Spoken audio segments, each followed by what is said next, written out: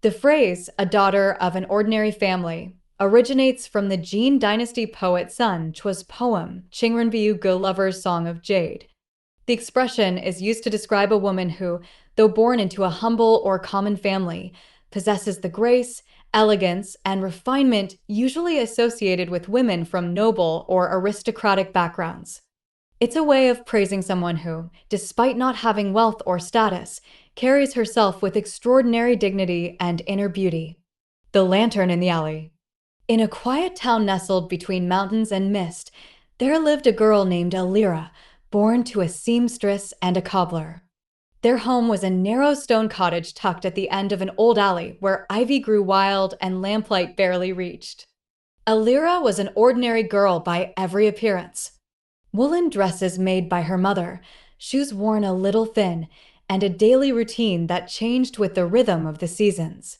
But Alira had something rare, something no one could stitch or sell, an inner light that burned quietly and steadfastly.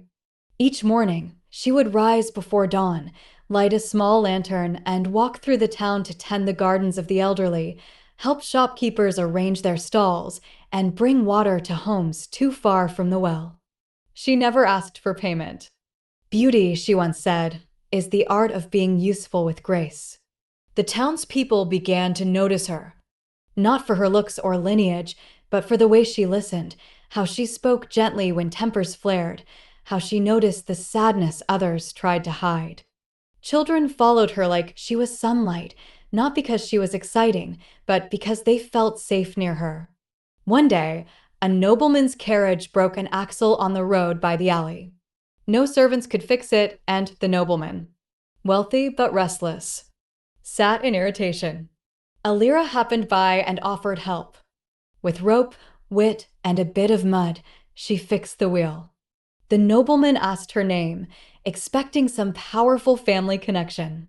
She simply said, Alira of the Alley. He scoffed. You could pass for royalty. She replied, titles are things we wear. But the soul wears what it does. The story spread. Visitors came, not for the town's market, but to meet the girl with lantern eyes. Offers came too. Education in the capital, marriage proposals from high-born sons.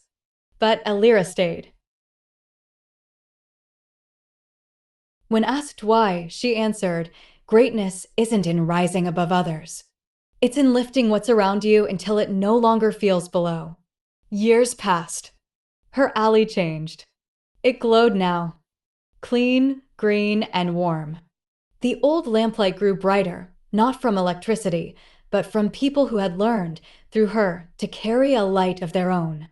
And so it was a daughter of no title, from a street of no name, came to shape a town. Not with power, but with presence. Not everyone is born to shine, but some, like Alira, teach the world how to see in the dark.